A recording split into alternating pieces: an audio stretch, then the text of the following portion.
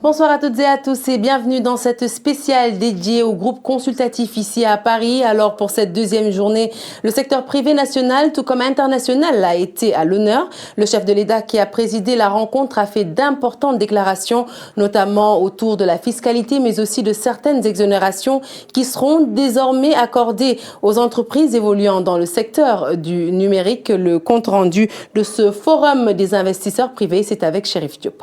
Macky Sall n'y est pas allé de main morte devant les 850 investisseurs du secteur privé. Le chef de l'État a exhorté les acteurs du secteur à être plus compétitifs, travailler vite et mieux.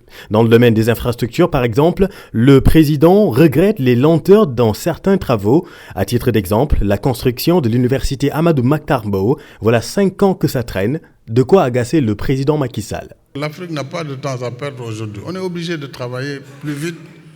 Et donc, les chantiers doivent être bouclés au maximum sur 2 ans.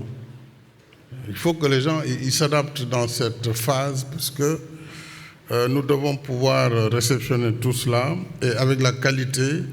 Donc, il faut que toutes les entreprises, et privées en particulier, puissent se mettre dans ce registre, ce qui nous a permis d'ailleurs de faire ce qu'on a fait jusque-là. Donc, ceux qui ne peuvent pas faire le fast-track peuvent s'abstenir le temps que nous, on puisse... je le dis parce que j'ai une université, ça fait 4 ans, elle est là-bas, en chantier ouvert. Et ça, j'invite nos amis du secteur privé national à parler aussi avec certaines entreprises. Il ne faut pas ouvrir une université qui est en chantier depuis 5 ans. Ce n'est pas normal. Pour booster la dynamique du secteur de l'économie numérique, les fournisseurs d'accès à Internet, les FAI, seront exonérés de la redevance annuelle de 200 millions de francs CFA. L'opérateur historique Orange devra également faire un peu plus de place à ces petits poussés du numérique. Dans son allocution, le président Sall a aussi sommé les cimentiers du Sénégal de payer les impôts. Il faut qu'on se parle aussi franchement. On ne peut pas avoir un secteur commercial aussi important que le secteur du ciment qui ne paye pas des impôts sur son activité. Il y a l'économie numérique qui est un secteur essentiel pour nous et pour l'avenir. Nous avions commencé à lancer des FAI, des fournisseurs d'accès Internet. Il faut dire les choses, c'est encore très cher. Donc il faut que les opérateurs nous aident à baisser le prix de l'Internet au Sénégal. D'ailleurs, j'ai décidé de signer un décret pour enlever la taxe qui leur a été demandée, des redevances de 200 millions par an. Ils ne peuvent pas payer cela. Ce n'est pas possible. Donc, il faut aussi que le grand frère Orange puisse, monsieur le directeur général de la Sonatel, puisse faire un peu de place à ces petits opérateurs. Cette rencontre a marqué la fin des travaux du groupe consultatif. Au total, le Sénégal a levé plus de 7 356 milliards de francs CFA auprès de ses partenaires techniques et financiers pour la mise en œuvre du plan Sénégal émergent.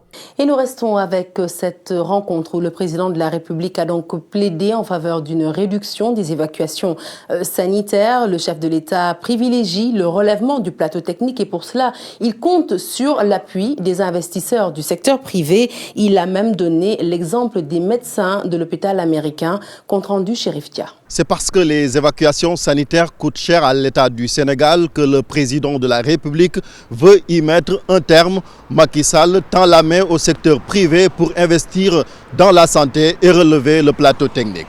Il faut avoir carrément des hôpitaux privés qui vont avoir tout le plateau afin que nous limitions aussi le nombre d'évacuations sanitaires.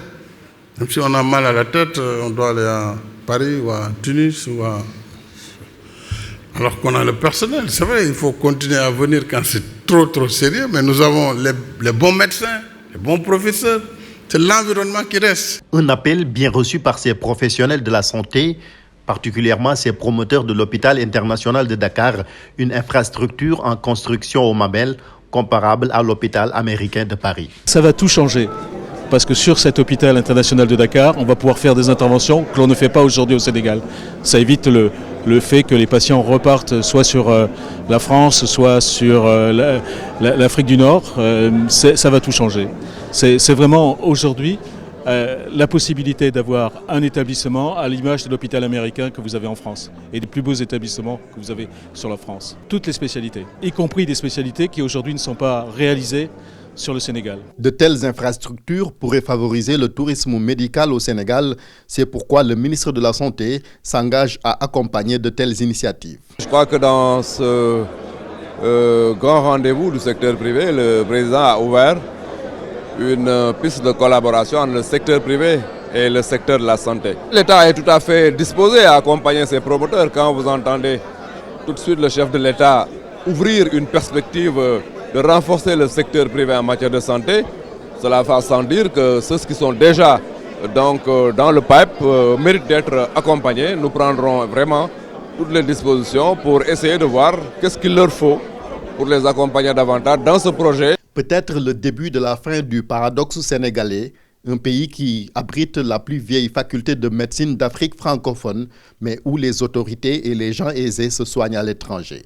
Réforme, un mot qui est revenu très souvent dans les débats, puisqu'un mot, on pourrait carrément parler d'une urgence, à la fois pour la matérialisation du plan Sénégal émergent dans sa deuxième phase, mais aussi par rapport à l'implication du secteur privé national, un secteur privé qui justement avoue qu'il y a eu quelques insuffisances dans la phase 1 du PSE. C'est en tout cas ce qu'affirme Mansour Kama, président de la CNES, que nous écoutons. Les images sont signées Missandoy.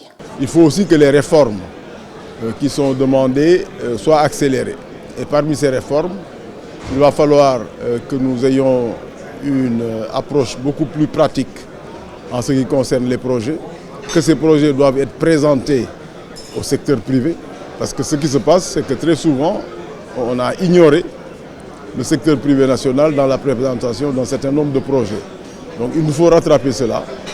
C'est sûr que si nous avons un dialogue permanent, une concertation permanente, on aura une espèce de bourse des projets où chaque Sénégalais qui aura envie d'investir dans son pays pourra trouver là des raisons. Un dialogue permanent, c'est ce qu'a déclaré donc Mansour Kama, président de la CNES, une déclaration qui a été confirmée par le chef de l'État Macky Sall justement au cours de cette rencontre. Le président de la République a plaidé en faveur d'un partenariat public-privé plus dynamique au cours de la seconde phase du PSE. Nous l'écoutons. Le secteur privé a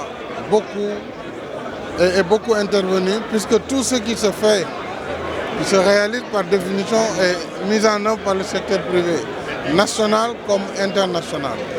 Alors, il y a deux types d'investissements. Il y a le secteur privé parfois qui intervient comme quelqu'un qui met en œuvre un appel d'offres que l'État fait sur financement public. Ça, c'est une chose. L'autre chose, c'est le partenariat public-privé. Là, le secteur privé participe dans le financement.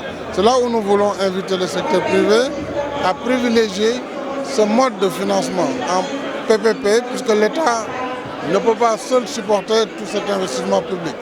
Donc, mais tout ce qui a été fait l'a été par le secteur privé. Retour sur les temps forts de cette rencontre, une rencontre qui justement a vu la participation de 1000 investisseurs, des échanges qui ont surtout porté autour de l'implication du secteur privé national dans la mise en œuvre du plan Sénégal émergent, une participation diversement appréciée par les acteurs du secteur. Pape Djibril Fall. Ce forum a été l'un des moments phares de ce grand rendez-vous qui se tient à Paris depuis hier. Une rencontre d'échange à bâton rompu entre les officiels sénégalais et le secteur privé national et international. Justement, l'implication du secteur privé national a été au cœur des débats. Une implication appréciée diversement par les acteurs du secteur. On est présent, mais on est présent sur les investissements de l'État, mais peut-être le secteur privé étranger est beaucoup plus présent sur l'investissement étranger. Le secteur privé local ne pourra jamais s'impliquer à fond et s'investir à fond si on continue à ouvrir les portes aux investisseurs étrangers avec le crédit fournisseur et le crédit acheteur. Ça, les offres spontanées sont en train de tuer toutes les entreprises sénégalaises. Le gouvernement du Sénégal a interpellé les investisseurs locaux à accompagner davantage le processus. Pour le secteur privé national, il y a une nécessité impérieuse de réformer, voire corriger des impairs. Le problème se situe au niveau des grands marchés, quoi. Hein, parce que là, j'ai un de mes membres qui était assis à mes côtés. Il y a des travaux d'aménagement à Thiès de 27 et quelques milliards. Lui, il est moins 10 ans de 27 milliards. On va le donner à une entreprise chinoise de 35 milliards. Pourquoi? Parce qu'on dit qu'il n'y a pas de référence. Nous, ce que nous demandons, que les fonds collectés par le Sénégal, qu'ils soient alloués pour les entreprises nationales. C'est ça qui est fait, ça c'est clair. Les entreprises étrangères ne peuvent pas soumissionner sur les fonds collectés par l'État. Mais le problème se pose que si on dit que c'est quoi l'entreprise nationale, si l'entreprise nationale est l'entreprise qui est créée dans l'espace communautaire devient nationale, donc ça n'a pas de sens. Babacar Ngom, président du Club des investisseurs du Sénégal, estime pour sa part que le secteur privé national n'est pas exempt de reproches et doit revoir sa copie. Aujourd'hui, au Sénégal, malheureusement, nous avons encore un secteur privé éclaté. Et cela est la base de guéguerres qui sont inutiles pour le développement. Nous devons travailler à unifier notre secteur privé. Moi, c'est ma conviction. Depuis le lancement de la première phase de mise en œuvre du plan Sénégal émergent, les acteurs du secteur privé national continuent encore de réclamer leur place dans la mise en œuvre des grands projets de l'État. Et aujourd'hui encore, ils continuent d'espérer que cela ne soit pas du tout un vœu pieux. Focus à présent sur le PAP 2. Selon le PDG de Amar Holding, eh bien, l'agriculture est le seul secteur qui peut faire aboutir le Sénégal à l'émergence. Je vous propose d'écouter Cheikh Amar qui a pris part donc au forum des investisseurs privés au micro de Chérif Dia. Quand l'agriculture va, tout va, parce que tout vient de la terre. Et on a besoin de se nourrir. De se nourrir, parce que sans la nourriture, on ne peut rien faire. Aujourd'hui, nous, on est industriel parce qu'on ne peut pas tout faire. On accompagne les agriculteurs, ils ont des projets, on les accompagne, l'État subventionne. Je pense que c'est déjà pas mal sur ce qu'ils ont fait sur le PSE, sur la PSE phase 1. Et là, le groupe consultatif a eu ses fruits.